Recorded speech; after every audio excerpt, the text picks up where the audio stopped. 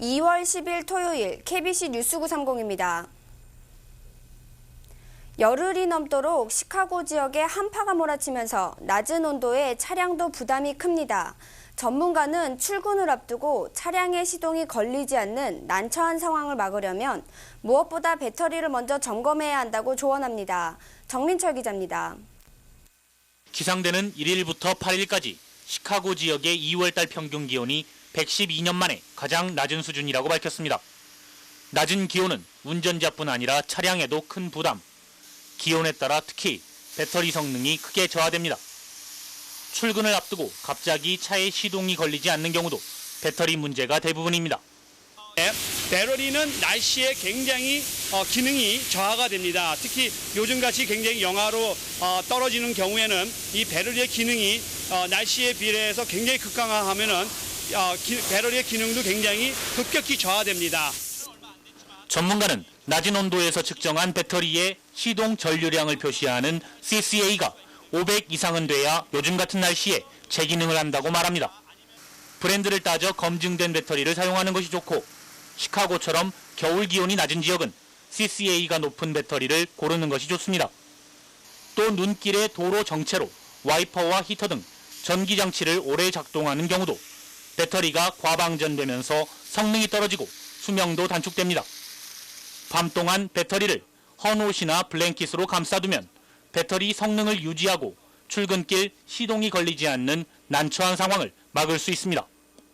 이런 양모 같은 것이 특히 좋겠는데 못 쓰는 그런 옷가지 같은 것으로 이 배터리를 보온해주는 방법으로 배터리를 이제 저녁 때 이렇게 감싸주게 되면은 아무래도 이 배터리가 추위에 조금 나아질 수 있기 때문에 배터리를 90년대 이후 출시된 차량들은 추위에도 공기와 연료 혼합비가 자동 조절되기 때문에 시동을 미리 거는 예열을 오래 하지 않아도 됩니다.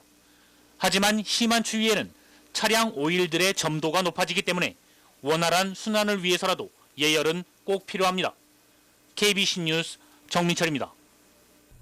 바락 오바마 일리노이 상원의원이 2008년 대선 출마 의사를 오늘 공식적으로 밝혔습니다.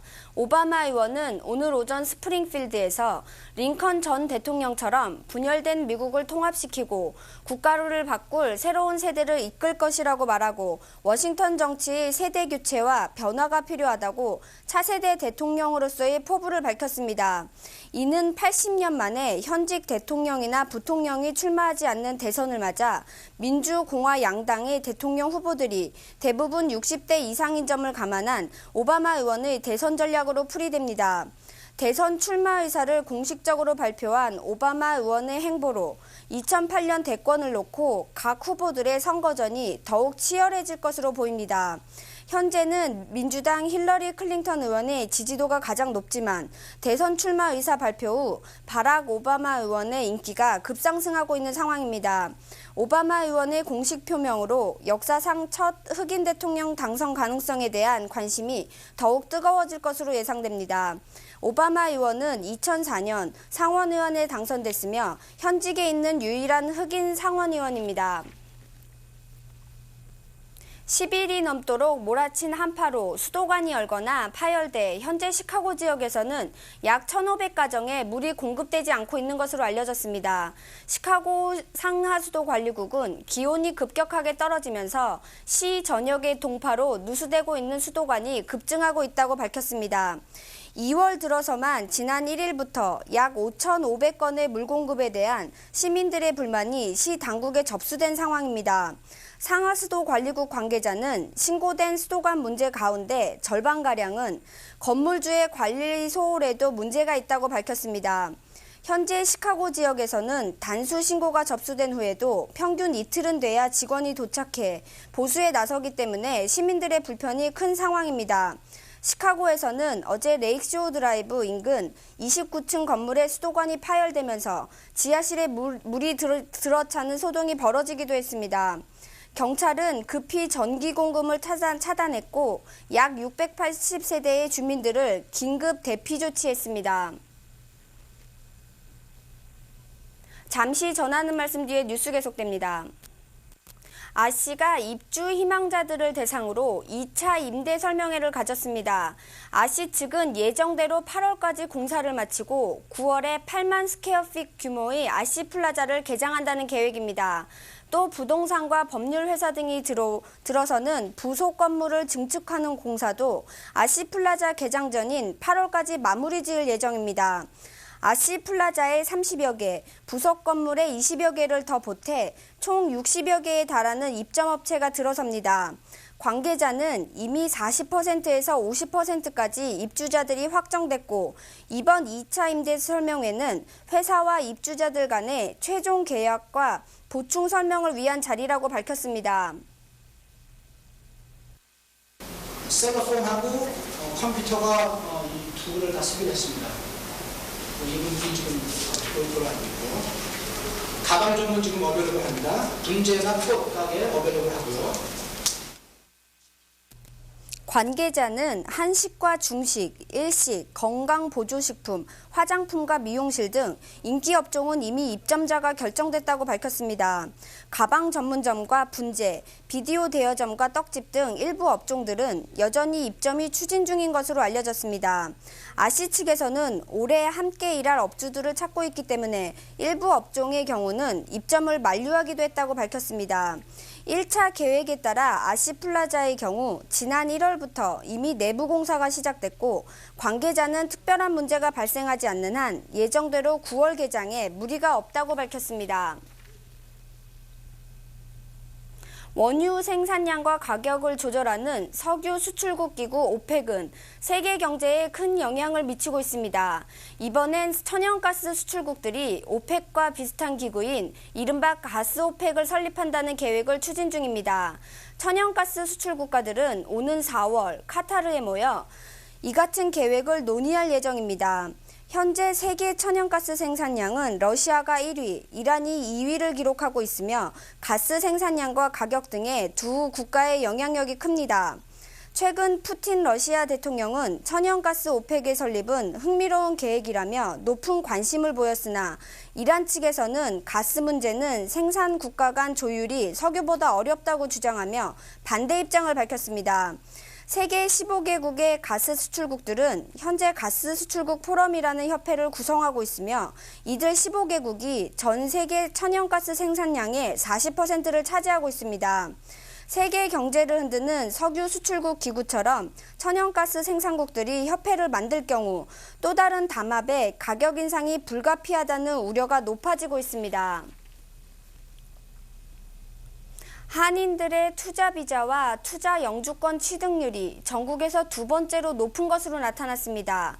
의회 조사국은 투자 비자 취득자 중 일본인이 37.8%로 1위를 차지했고 한국인이 6.9%로 2위를 차지했다고 발표했습니다.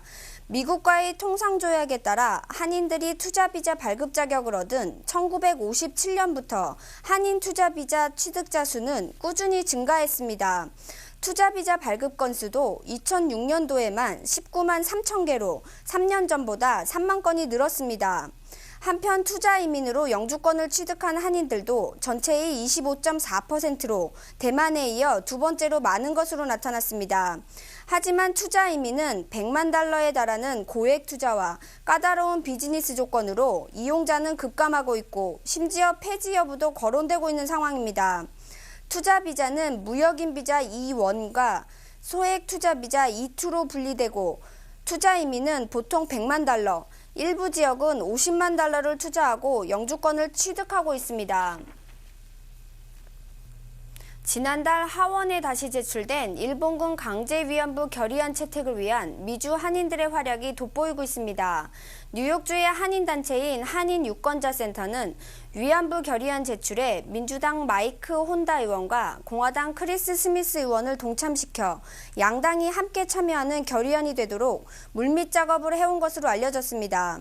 또 일본군 강제 위안부 문제를 놓고 하원에서 처음 열리는 이번 청문회에 채택된 위안부 피해자 김군자 할머니의 섭외에는 캘리포니아 대학의 석태인 씨 역할이 컸습니다.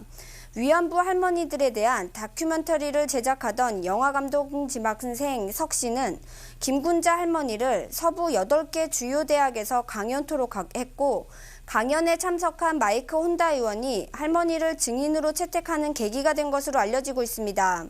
이외에도 한미연합회와 한국학생회 등이 결의안에 대한 적극적인 홍보 활동을 펼쳐 법안의 본회의 채택을 지지하는 한인들의 결속력을 높이고 최종 통과될 수 있도록 노력하고 있습니다.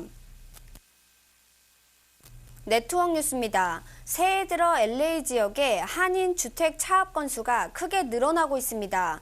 지난 90년대 초반 부동산 폭락 당시를 뛰어넘는 수준입니다. KBS LA 윤범수 기자입니다. 지난달 LA 카운티 주택 차압 체납 등록은 3,572건, 경매 등록은 1,637건으로 한 달 전에 비해 각각 22%, 37% 인상을 기록했습니다.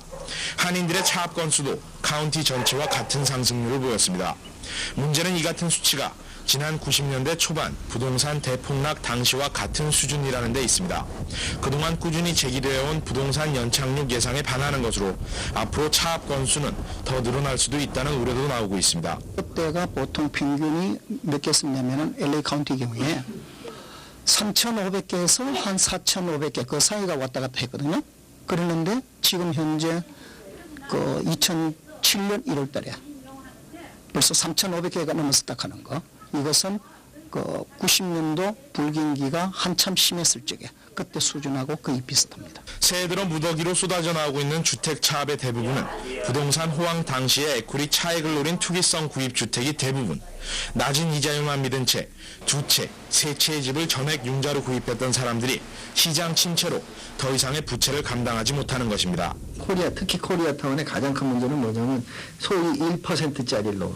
당장은 내가 매달 조금씩 내기 때문에 부담이 없는데 내 집에 붙은 거야, 원금으로.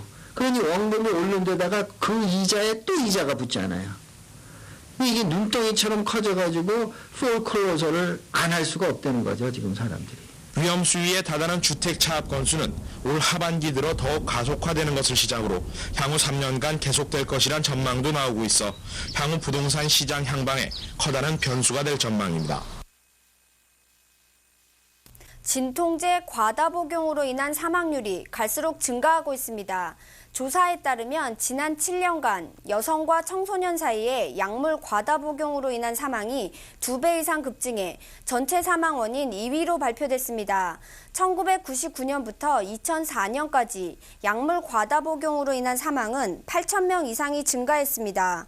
그동안 약물로 인한 사망자는 35세에서 54세의 남성 사업가에게 집중돼 왔지만 지난 7년간 백인 여성과 청소년 그리고 남부 주민들의 사망 사례가 급증한 것으로 나타났습니다.